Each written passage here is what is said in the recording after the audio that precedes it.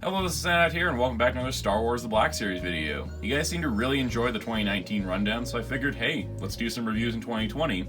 And by that actual coincidence, GameStop called yesterday and said your pre-orders are in. And so, that's what we're taking a look at today.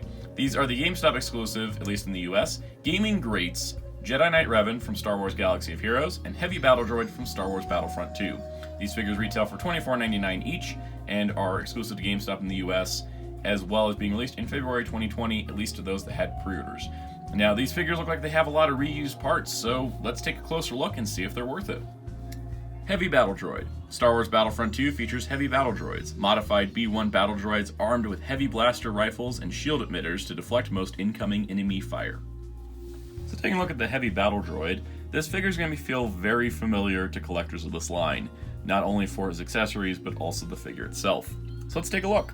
This, of course, is the B-1 Battle Droid mold from 2019, done in a very nice burgundy metallic paint. I was actually kind of surprised.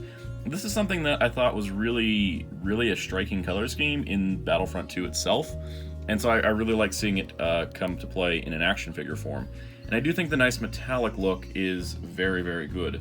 The thin design of the Battle Droid is always going to be an issue, and I do think the Black Series 1 does a good job of balancing it. But if you may notice in this video, he may tend to fall over. Of course, the instant comparison to make is next to the original B-1 Battle Droid. As you can see, he's having trouble standing. I kind of don't like to work when they're holding the rifles, but if we do that... Yeah, there we go. So you can kind of see that the mold is pretty much exactly the same. Let's get the antenna pulled up here. There we go. So actually, the antenna actually have extra paint on them. On the backpack, which I thought was cool, but we'll get into that in a second. And you can kind of see that, yeah, it is just a straight repaint. There is no mold changes, from what I can tell. They're just pretty much the same figure, but that's okay. I've wanted more Battle Droid variants in my display, so I can have like a little bit of a droid army. I've got a lot of Clone Trooper variants, so this kind of works out. But yeah, so we'll just kind of put him off to the side and take another closer look back at this guy. So I do like the weathering details. It's something that's in the game itself. I think it's really well done here, much better than, say, the Transformers Siege line. But overall, he looks good. So articulation-wise, if you want to count the moving antennas as articulation, they do collapse down. They do stick up. We've got the head, which this head actually moves a lot better. On my other Battle Droid, when I try to move the ball joint at the top, it always feels like it's going to break off. So you don't have that issue here. The head's supposed to tilt forward, which it does, like this. It's got this thing we'll get into a second. Gotta get the... It's kind of stuck. That's kind of like an issue with that joint, is it kind of likes to stick. But the shoulder joints move out, it rotates around, you got a bicep swivel, you got an elbow, single joint, but still moves pretty good. You've also got a forearm rotation, a wrist rotation, and a wrist that pivots in and out. Go to the torso here. This moves forward and back. It kind of twists left and right. Get hips. They don't move out too far. I think it's one of my biggest issues. I feel like if they could just move out a little bit more and the ankles could move more, the balance would be better, but they move back and forth. The knees go pretty dang good. Forward and back on the ankle, left and right, but no real side to side, which I think is like the biggest issue with these guys. But that being said, he does of course have the articulation that allows him to go into the folded battle storage position, which I always thought was one of the coolest things about Phantom Menace in particular, because that was kind of where we saw it more than later. But yeah, he can do it. You can make it look better than that, but he can still do it, so that's pretty cool. I really do like that. I think that the articulation makes that possible, and that's pretty fantastic. So let's get that up there. Put the head back down.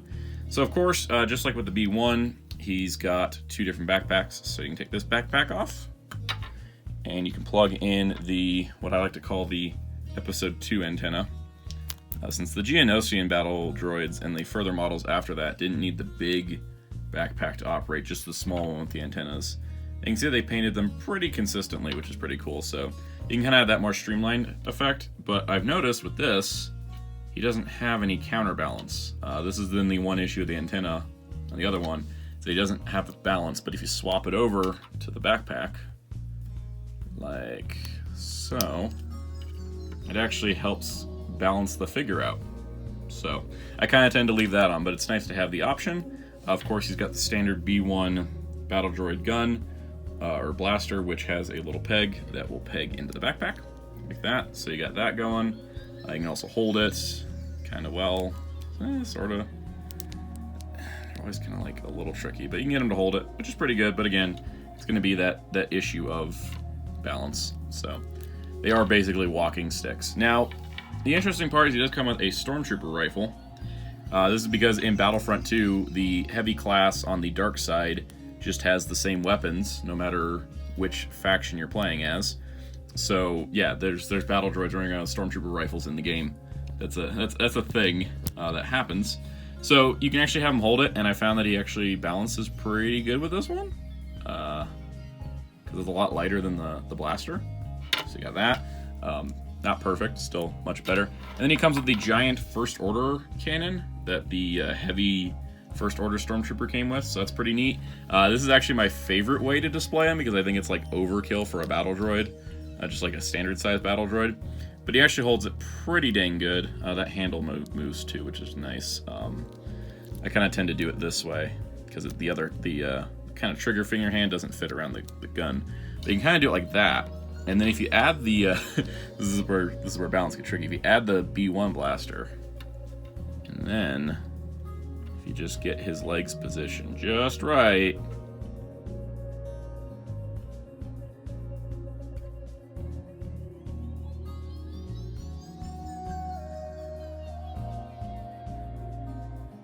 Stop wobbling. There we go. So you can actually balance him with that. I'm going to be using sticky tack on his feet, tacking him to the shelf later, but I do like the way this looks, where it's just like a battle droid running around with the wrong era cannon. It's kind of amusing. So overall, yeah, he's a pretty cool figure. I actually think if you're wanting to build battle droid armies, he's cool, but otherwise it might be an easy pass for some. Jedi Knight Revan. The journey from Sith to Jedi is complete in Star Wars Galaxy of Heroes as redeemed Jedi Knight Revan wields his purple lightsaber while cloaked in white Jedi robes. So Jedi Knight Revan here is actually a pretty well-requested figure, and I'm glad they went with the Galaxy of Heroes design. Due to the nature of Knights of the Old Republic, there was a lot of customization options, so this was kind of the best way to do it. Not to mention, it's also a way for Hasbro to be able to repaint the Revan figure that previously existed. So take a look at this guy. He's got nice metallic paints. He actually really shines and shimmers, which I'm actually really impressed with, especially up the helmet and on the chest plate. Also down to the copper colors. I think the copper colors look really nice. He's got no cape, as he should, because it's based on the design. But he does have, nice Jedi robe soft goods, which I'm glad to see make a return. And of course, underneath, he's got fully sculpted legs, which feature the leg guards and feet. So that's pretty cool. Very nice, striking figure. Gives me sort of an Assassin's Creed vibe with the white robes. That's pretty neat. And then also on top of that, I think that this would be something you could use to make a temple guard custom very easily. Now, overall, very nice looking. So how's the articulation? Well, the head's under a plastic hood, so you can only turn it. You can turn it left and right, which is good. It's not like it's molded together, but there's no real left and right. The shoulders move out. They don't move 360 easily. They can get there. Single joint elbows, but they move 90. Rotation here, rotation at the wrist, and in and out here, and an it's an up and down on this side.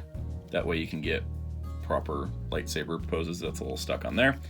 A diaphragm joint that moves all around. Torso twists left and right. You got hips that move out, but not too far because of the robe.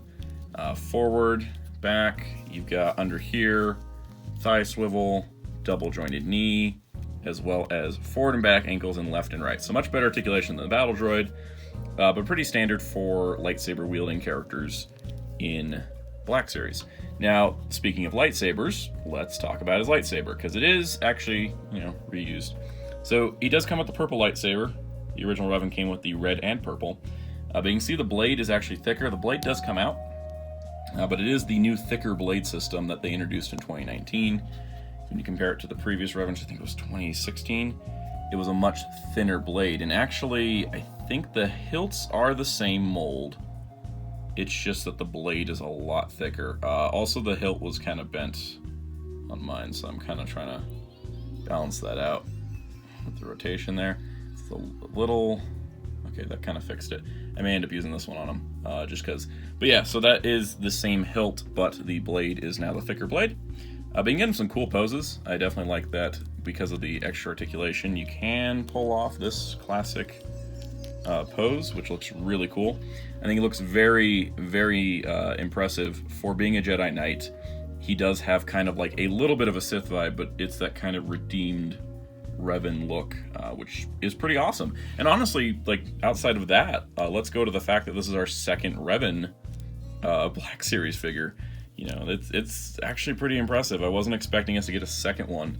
I was, you know, pretty surprised when we got the first. So, of course, we got Jedi Knight Revan here, and we have to compare him with Darth Revan. So Darth Revan here, they used, you know, same mold, but the way they painted the chest is a lot different. The helmet looks the same, which, as it should. Of course, this tattered cape is exclusive to the Darth Revan version, because that's just not what's on his design here. But you can see that even the overlay here is the same. But then he's got the tattered robes, whereas he's got the nice, clean ones. So remember, kids, the dark side means that you get tattered clothing, while the light side means you get nice, nicely hemmed clothing.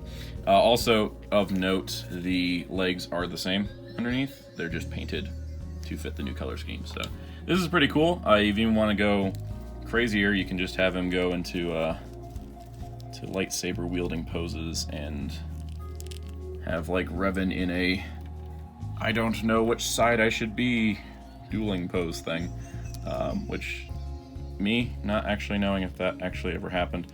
I know, again, Galaxy of Heroes design, so but you can kind of get him into a dueling himself pose. Maybe even just go a little bit nuttier and just go. I'm having too much fun with just Revan fighting himself. There we go, something like that, except they're both about to fall over. There we go, so Revan's fighting himself. But yeah, overall, I think that if you're looking in the market for Revan, if you weren't able to get the Darth Revan, this is definitely a good one. Now, if you did want, of course, the Sith Lord look, then, well, you kind of need to track down the other one. But this does make a nice companion piece. Pretty much, I've kind of gotten into this thing with my shells where I kind of put, like, dark side users together and then light side users together. So it'll be kind of neat to have a Revan on both sides. But yeah, overall, I think Jedi Knight Revan, definitely awesome. I definitely feel like he's worth the price, because he is different, but his metallic paints and the way that the soft goods is done is really, really nice.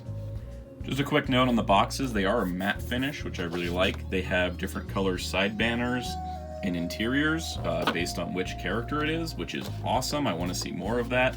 It's definitely a nice change of pace from the standard black and red boxes we've had for 5 years now. So overall, the first entries into the Gaming Greats line are pretty great, actually. They're really nice figures. Now, are they worth the extra $5 price point?